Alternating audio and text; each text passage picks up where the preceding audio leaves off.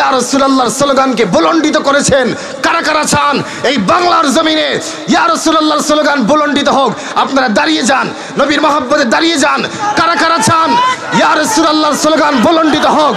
বিশ্ববাসী দেখো, সবাই আওয়াজ করে বলেন লাব্বাইক লাব্বাইক ইয়া রাসূলুল্লাহ। সবাই আওয়াজ করে বলেন লাব্বাইক লাব্বাইক ইয়া রাসূলুল্লাহ, লাব্বাইক লাব্বাইক ইয়া রাসূলুল্লাহ, লাব্বাইক লাব্বাইক ইয়া রাসূল। যেই নবীকে সাহাবায়ে কেরাম কেউ মামা বলেন নাই, কেউ বাবা বলেন নাই, কেউ দাদা বলেন নাই, কেউ নানা বলেন নাই। সাহাবায়ে কেরাম সিদ্দিক আকবর বলছেন ইয়া রাসূলুল্লাহ, ওমরে ফারুক ডাক দিয়েছেন ইয়া রাসূলুল্লাহ, উসমান গনি জিন্নুরাইন যখনই আমার নবীকে ডাক দিয়েছেন বলেছেন ইয়া রাসূলুল্লাহ, মাওলা আলী মুশকিল কুশা যখনই আমার নবীকে ডাক দিয়েছেন ইয়া রাসূলুল্লাহ। কিন্তু অত্যন্ত দুঃখজনক হলেও সত্য, আজ থেকে কিছুদিন আগে আপনারা দেখেছেন ওয়াজের মঞ্চে বসে একজন মৌলভী বলেছে আমার নবীর ইয়া রাসূলুল্লাহর স্লোগান নাকি ফালতু স্লোগান। আরো জোরে আওয়াজ করে বলেন নাউজুবিল্লাহ, বলেন নাউজুবিল্লাহ। আচ্ছা বলেন, যেখানে সাহাবায়ে কেরাম 1 থেকে 1.5 লক্ষ সোয়া লক্ষ সাহাবী, কেউ ছিলেন আমার নবীর ভাই, কেউ ছিলেন আমার নবীর, কেউ আমার নবীর সম্পর্কে নাতি, কিন্তু কোন সাহাবী মামা ডাক দেন নাই, নানা ডাক দেন নাই, দাদা ডাক দেন নাই। সমস্ত সাহাবী বলছেন ইয়া রাসূলুল্লাহ। মিরের গাঁওবাসী আপনাদের কাছে জানতে চাই, আপনারা কি ওই সমস্ত মৌলবীদের কথা শুনবেন না সাহাবায়ে কেরামদের কথা শুনবেন? সাহাবায়ে কেরাম যেভাবে ইয়া রাসূলুল্লাহর স্লোগানকে বুলন্ডিত করেছেন, কারা কারা চান এই বাংলার জমিনে ইয়া রাসূলুল্লাহর স্লোগান বুলন্ডিত হোক? আপনারা দাঁড়িয়ে যান, নবীর মহব্বতে দাঁড়িয়ে যান। কারা কারা চান ইয়া রাসূলুল্লাহর স্লোগান বুলন্ডিত হোক? বিশ্ববাসী দেখো, সবাই আওয়াজ করে বলেন লাব্বাইক লাব্বাইক ইয়া রাসূলুল্লাহ। সবাই আওয়াজ করে বলেন লাব্বাইক লাব্বাইক ইয়া রাসূলুল্লাহ, লাব্বাইক লাব্বাইক ইয়া রাসূলুল্লাহ, লাব্বাইক লাব্বাইক ইয়া রাসূলুল্লাহ, লাব্বাইক লাব্বাইক ইয়া রাসূলুল্লাহ, ফিদাকা আবি ওয়া উম্মি ইয়া রাসূলুল্লাহ। মিরের গাঁওবাসী ডান হাত তুলে বলেন, যারা রাসূলের শানে বেয়াদবি করে ওই সমস্ত নাস্তিকদের ফাঁসির আইন কারা কারা চান হাত তুলে দেখিয়ে দেন।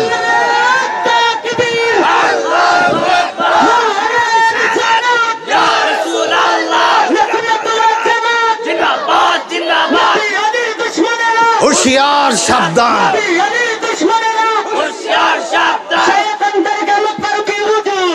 আমিন বলেন আমিন আমিন।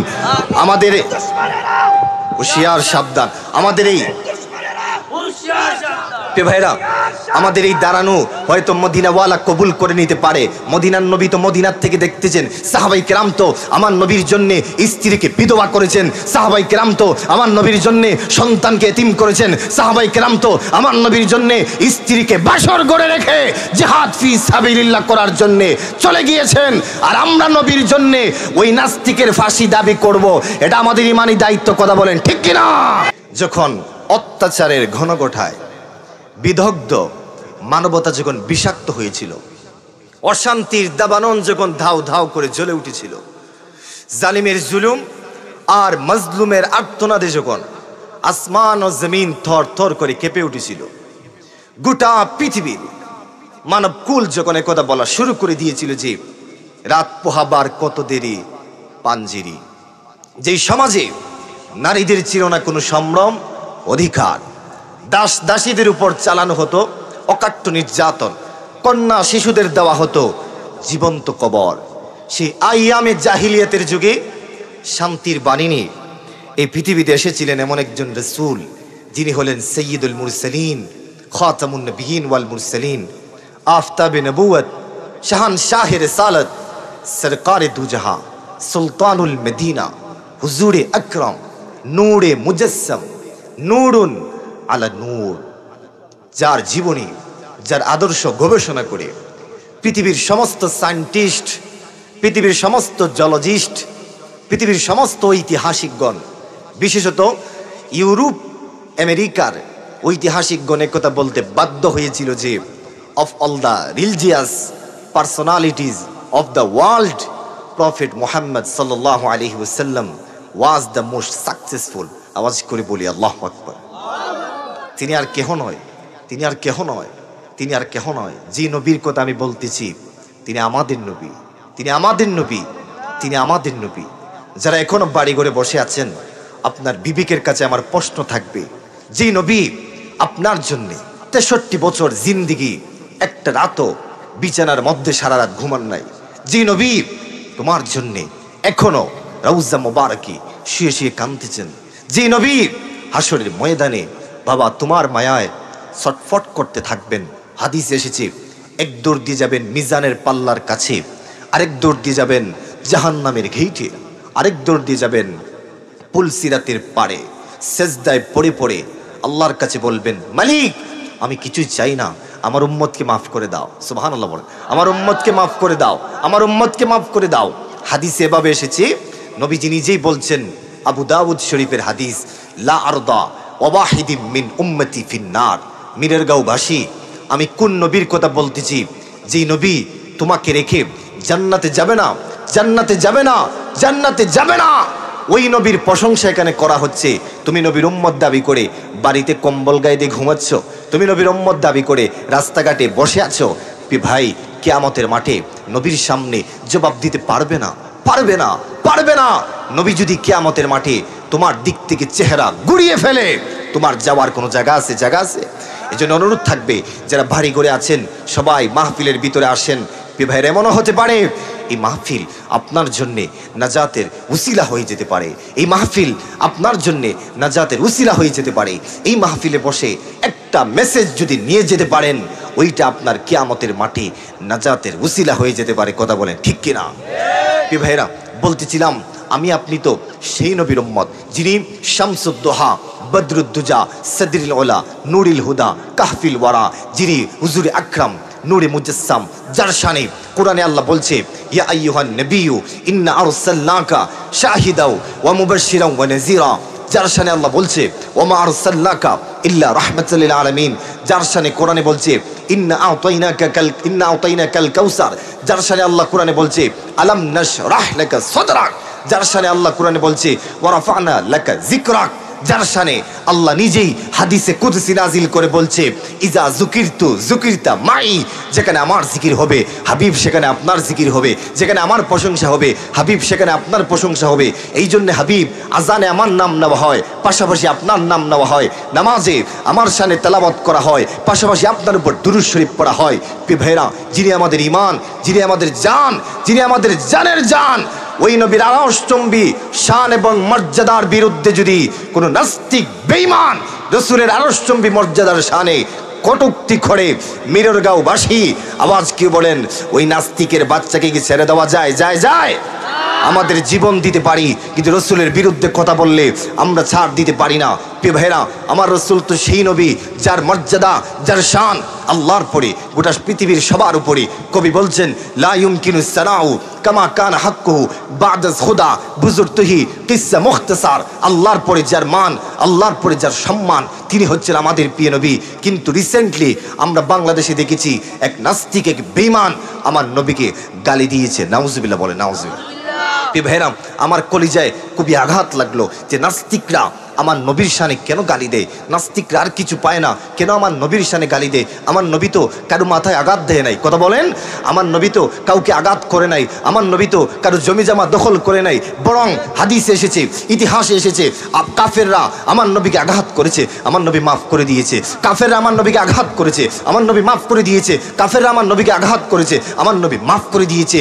যেই নবীর এত শান, এত মর্যাদা, আপনি অবাক হবেন। আজকে রিসেন্টলি বাংলাদেশের যিনি প্রেসিডেন্ট, উনি সম্পর্কে কারো বাবা, উনি সম্পর্কে কারো মামা, উনি সম্পর্কে কারো দাদা, উনি সম্পর্কে কারো নানা। ঠিক কিনা বলেন?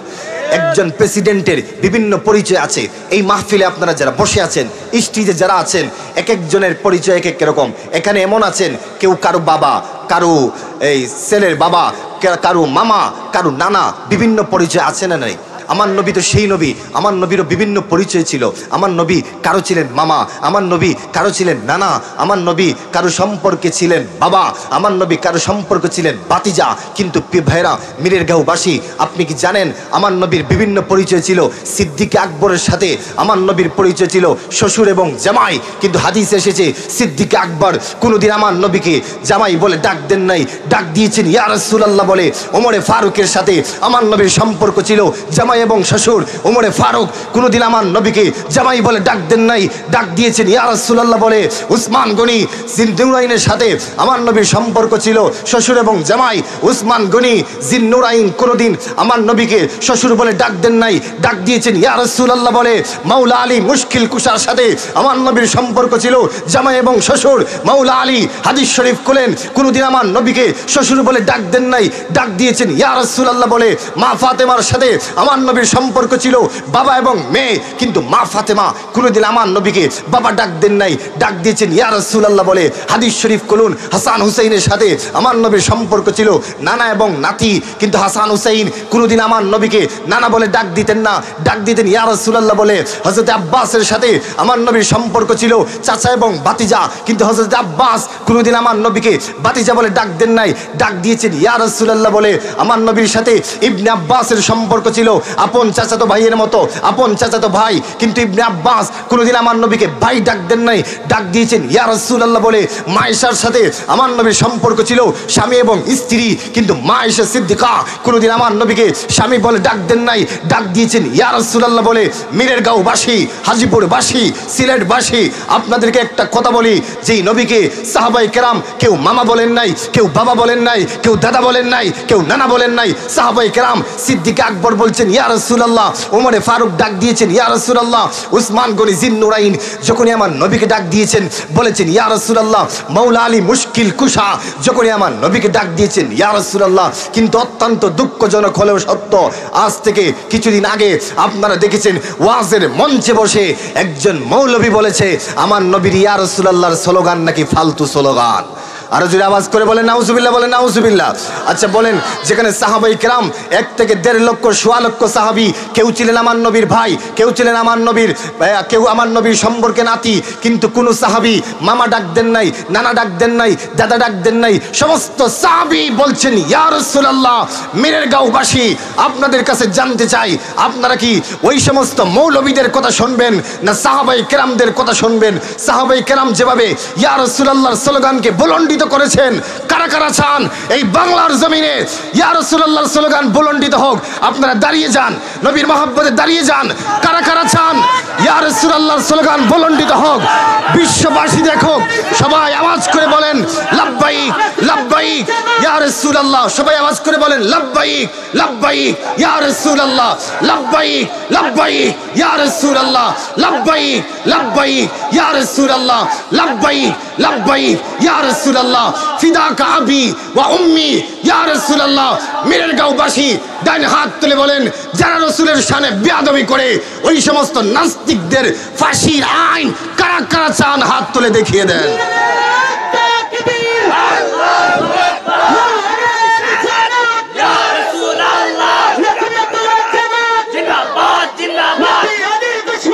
হুশিয়ার সাবধান,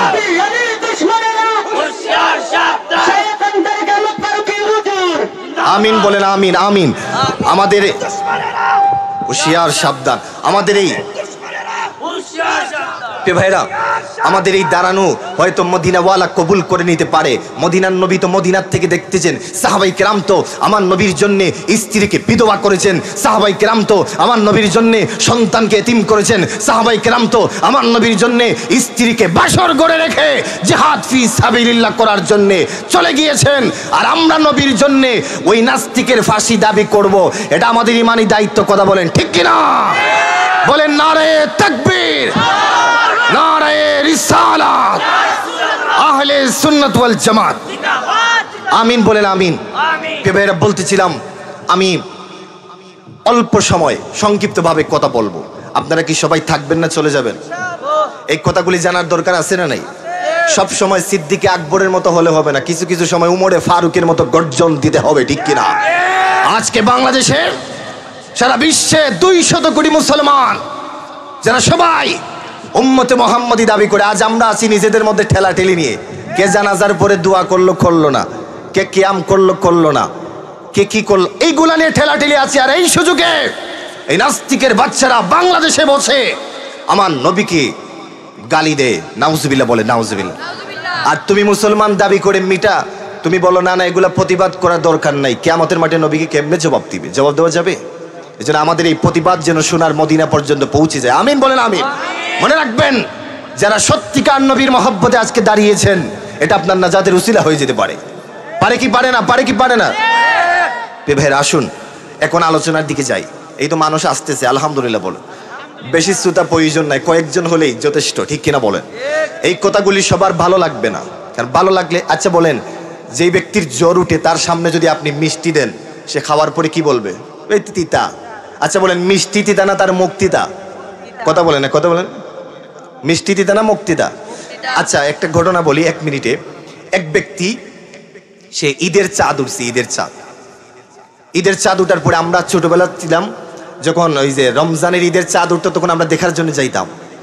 তো এক ব্যক্তি খুব খুশি হইয়া, ঈদের চাঁদ উঠছে, সে দেখার জন্য যাবে, কিন্তু যাওয়ার আগে তার টয়লেটে ধরছে, গেছে বাথরুমে গিয়ে ঈদের চাঁদ তো উঠছে, তার মনে খুব খুশি যে ঈদের চাঁদ উঠছে, ঈদের চাঁদ। ওইদিকে বাথরুমে গেছে, গিয়ে ভালো করে টয়লেট করে ভালো করে হাত পরিষ্কার করে নেয়, বের হয়ে আসছে, এসে দেখে খুব সুন্দর শাওয়াল মাসের চাঁদ উঠছে, দেখে তো খুব আনন্দ। এখন চাঁদ দেখে কয় মনে মনে ভাবে একটু দোয়া করি, যেহেতু নতুন চাঁদ উঠছে একটু দোয়া করার দরকার আছে না। এখন হাত তুলে কয় কি রে, এত সুন্দর চাঁদ উঠলো কিন্তু চাঁদে দেখি গন্ধ। নাউজুবিল্লাহ বলে, নাউজ। আচ্ছা বলেন চাঁদে গন্ধ না তার হাতে গন্ধ? তার হাতে যে মলম লাগিয়ে দিয়েছে এটা তো জানে না। এই জন্যে এই কথাগুলি তাদের ভালো লাগবে যারা ওলি আল্লাহর পক্ষে, ঠিক কিনা বলেন?